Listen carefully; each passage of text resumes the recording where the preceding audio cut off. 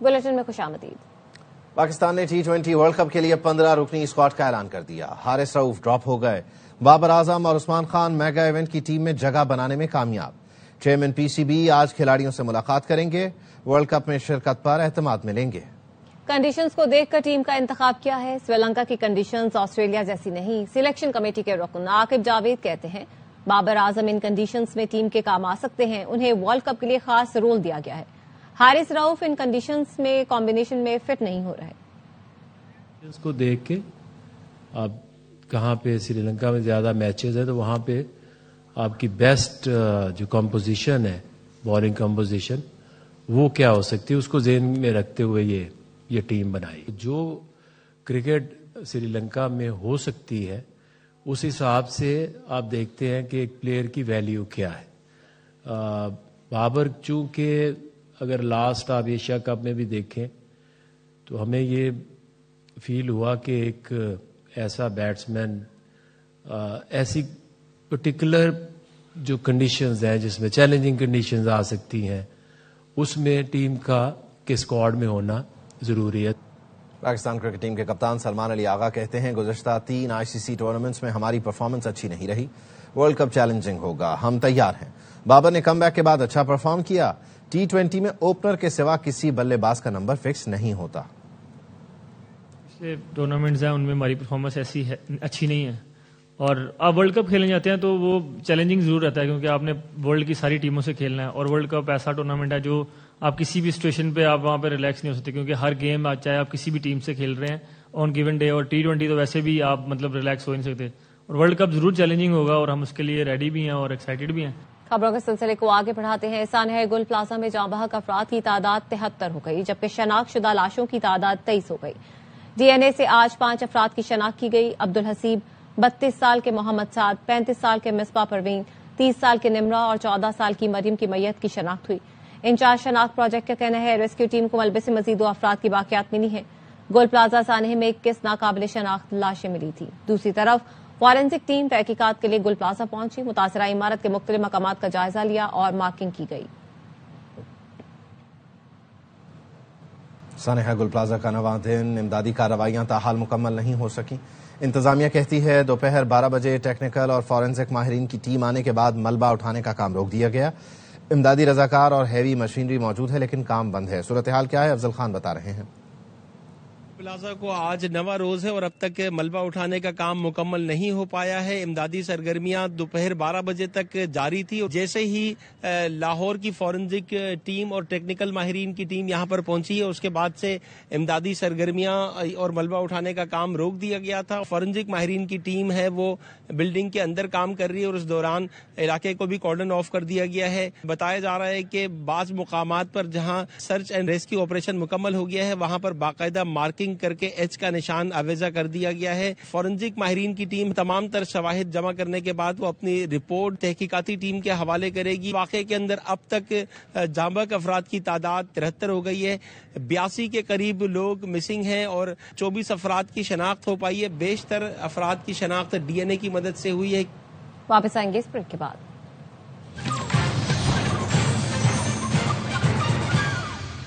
Break के बाद खुशामदीद। रियाई खान में शादी की तकरीब में खुदकुश हमला करने वाला भी अफगान शहरी निकला। 21 साला दहशतगर्द अब्दुल रहमान का ताल्लुक अफगानिस्तान से है। CCTV में देखा जा सकता है दहशतगर्द सफेद चादर ओढ़े पंडाल में दाखिल हुआ और इलाका काबिरीन के कमरे में जाकर खुद को धमाके से उड़ा लिया।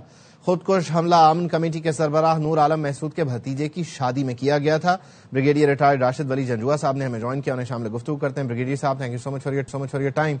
ये यकीनी तौर पर एक और मौका है कि जब साबित हो रहा है कि दहशतगर्दी अफगानिस्तान से हो रही है और अब इतने कॉर्नर हो चुके हैं दहशतगर्द मौसर इंटेलिजेंस कार्रवाइयों की बुनियाद पर कि फोर्सेस का बराह रास्त 1-on-1 मुकाबला करने के बजाय ये सॉफ्ट टारगेट्स को एंगेज कर रहे हैं। जी, इसमें कोई शक नहीं है कि अफगानिस्तान इस वक्त बेस ऑफ ऑपरेशन बन चुका है दहशतगर्दी का और ये दहशतगर्द जो सुइसाइड बमबार हैं ये इनफैक्ट इनके एक बहुत अहम कंपोनेंट है इनकी स्ट्रेटजी में जिसको ये इस्तेमाल करते हैं।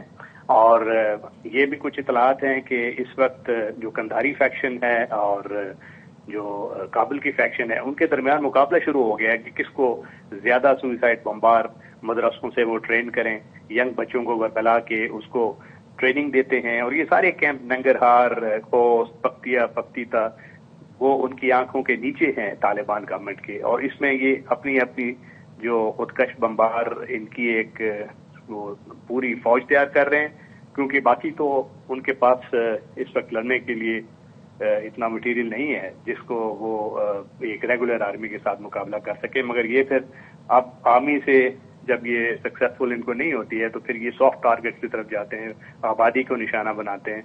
अब आबादी ने चूंकि आर्म फोर्सेस का साथ दिया है और वहां से इनकला भी शुरू हुआ है उन इलाकों से जहां ऑपरेशन होना है, तो वहां पे ये लोग अभी आके अपनी आबादी के ऊपर ये इस वक्त खुदकश हमले कर रहे हैं। और इसका एक साफ मतलब ये है कि ना इनका इस्लाम से ताल्लुक है, ना इनका कबायली और पख्तून रवायात से ताल्लुक है, और ना इंसानियत से ताल्लुक है।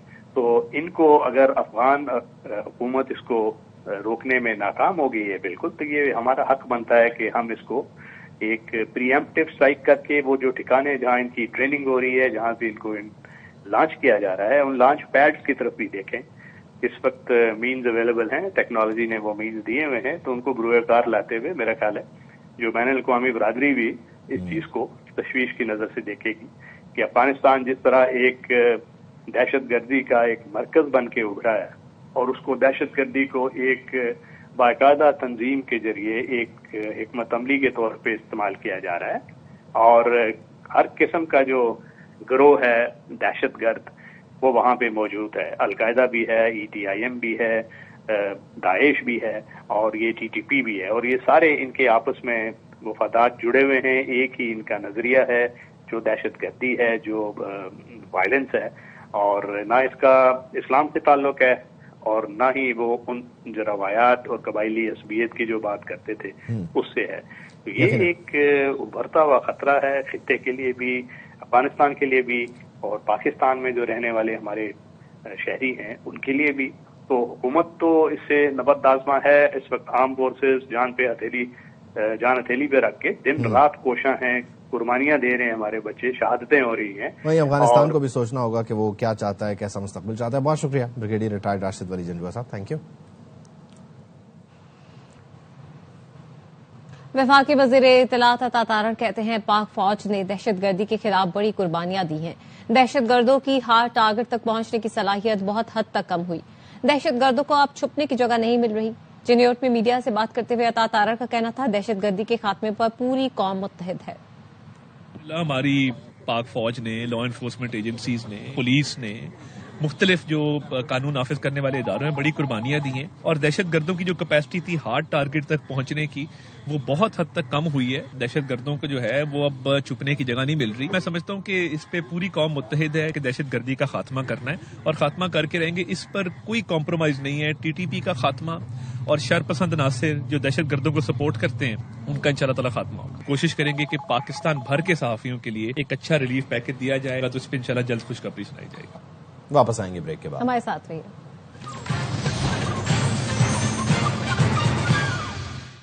ब्रेक के बाद खुशामदीद। चांगला गली के करीब 8 सयाह बर्फ में फंस गए हैं। फंसने वाले सयाहों में खवातीन और बच्चे भी शामिल हैं। सूरत हाल क्या है, राजा हारून से जान लेते हैं। जी राजा हारून। 3 रोज पहले बर्फबारी की वजह से गलियात की सड़कें जो बंद पड़ी है, अभी भी मेन मरी रोड जुजवी तौर पर बहाल है, लेकिन छंगला गली के मुकाम पर ज्यादा बर्फबारी होने की वजह से महकमा खैबर पख्तूनख्वा हाईवे 30 और GDA की तरफ से कोई इकदाम नहीं उठाए गए, जिसकी वजह से 2 गाड़ियां जिसमें 8 सियाह मौजूद हैं, जिनमें बच्चे भी शामिल है, वो फंसे हुए हैं, जिन्हें मकामी लोग वहां से निकालने की कोशिश कर रहे हैं। इसी तरह तौहीदाबाद के मुकाम पर भी गाड़ियां फंसी हुई हैं, जिसमें सियाह फंसे हुए हैं और मकामी लोग भी फंसे हुए हैं।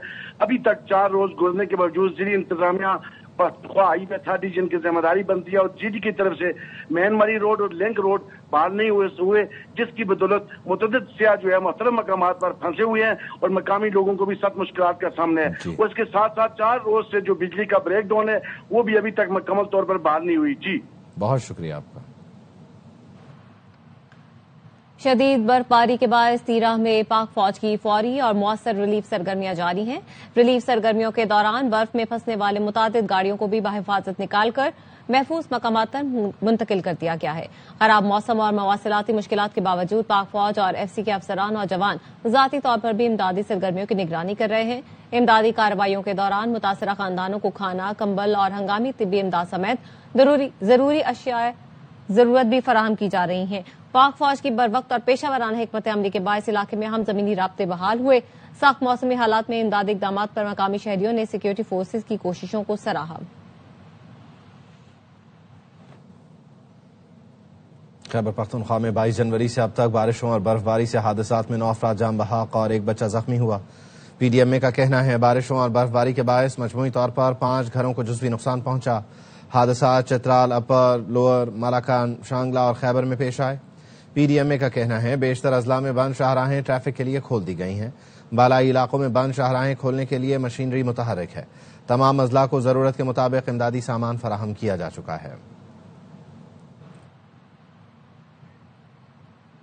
وزیر اعلیٰ سندھ کو کورنگی کاز وے برج منصوبے پر پیش رفت رپورٹ پیش کر دی گئی۔ وزیر اعلیٰ مراد علی شاہ نے کہا منصوبہ مارچ 2019 میں مکمل ہونا چاہیے۔ تمام ٹیسٹ بین الاقوامی معیار کے مطابق کیے جائیں۔ عوامی مفاد کے منصوبوں میں معیار پر کوئی سمجھوتہ برداشت نہیں کیا جائے گا۔ کورنگی کاز وے برج کراچی کے اہم انفراسٹرکچر منصوبوں میں شامل ہے۔ منصوبہ شہریوں کو بہتر سفری سہولیات فراہم کرے گا۔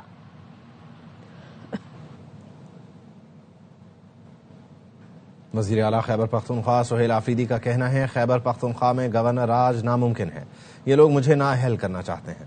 سہیل آفریدی نے مینگورہ میں پی ٹی آئی کی ریلی سے خطاب میں کہا پہلے میرے خلاف اسمگلر پھر دہشت گردوں کے ساتھ ملے ہونے کا بیانیہ بنایا گیا۔ گورنر راج لگانے اور نااہل کرنے کے لیے عوام کا اعتماد ختم کرنا چاہتے ہیں۔ اب وفاق سے جو بات ہوگی ثبوت کے ساتھ ہوگی۔ تیرا کے لوگوں کے ساتھ جرگہ کروں گا اور خود وہاں جاؤں گا۔ پیپلز پارٹی کے رہنما شازیہ مری کہتی ہیں چوٹیاری میں 14 سال کی لڑکی پر تشدد اور زیادتی کا واقعہ افسوسناک ہے۔ عدالت ملزمان کو قرار واقعی سزا دے۔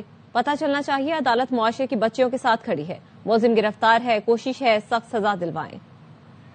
اس بچی کے ساتھ ہوا ہے، میں اس کی سخت مذمت کرتی ہوں اور اس درندگی کے پیچھے جو شخص ہے جو اس وقت حراست میں ہے، آنریبل کورٹ سے بھی یہ اپیل کرتی ہوں کہ پلیز خدارا اسے ایک ایکسیپشن کے طور پہ دیکھیں، فیصلہ سناتے وقت ایسی سزا دیں کہ یہ پتہ لگ جائے کہ اس معاشرے کی بچیوں کے ساتھ ان کی عدالت کھڑی ہے۔ سی ایم سندھ اور آئی جی سندھ سے خود رابطہ کروں گی اور اگر کہیں بھی پولیس کی سانگڑ میں کوتاہی ہوگی تو ہم اس کوتاہی کی وجہ سے اس کیس کو متاثر نہیں ہوں۔ تو اس بچی کے ساتھ صرف جو ہے انصاف ہو، میرا اس وقت یہی گول ہے۔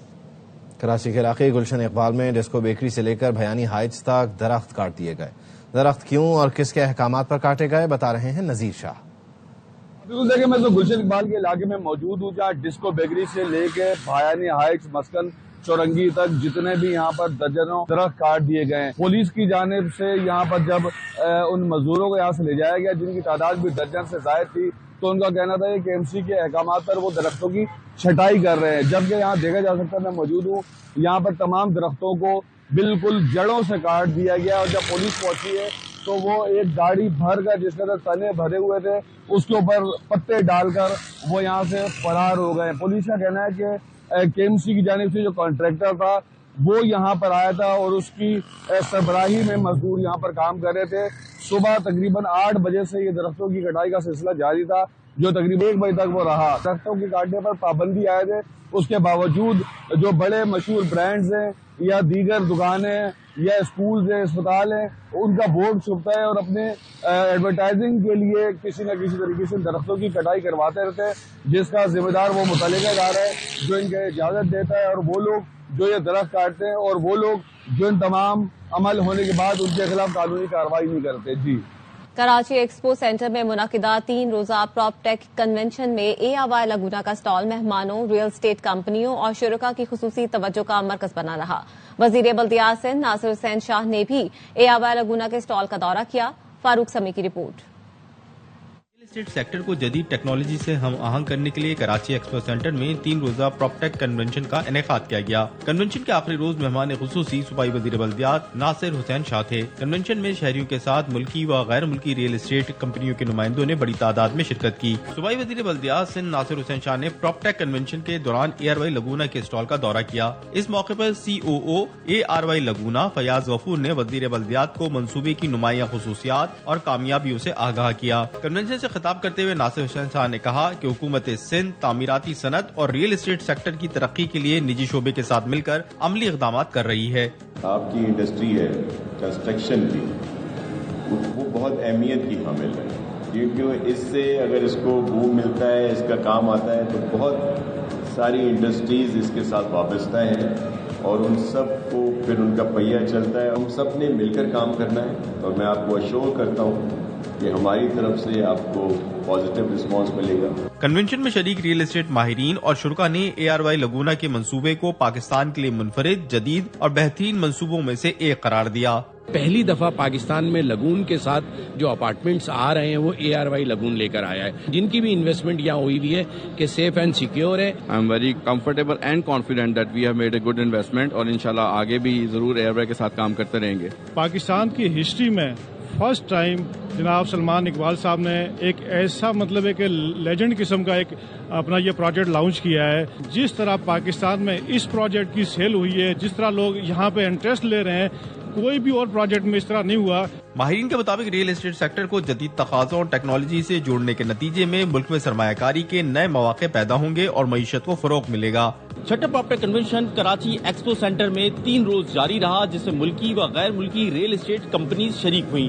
کنونشن میں ARY لگونا کا اسٹال شرکاء اور ریئل اسٹیٹ کمپنیز کی خصوصی توجہ کا مرکز رہا۔ کیمرامین ذیشان مرغوب کے ساتھ فاروق سمی، ARY news Karachi. News studio سے فی الوقت اتنا ہی۔ دیکھتے رہیے ARY نیوز۔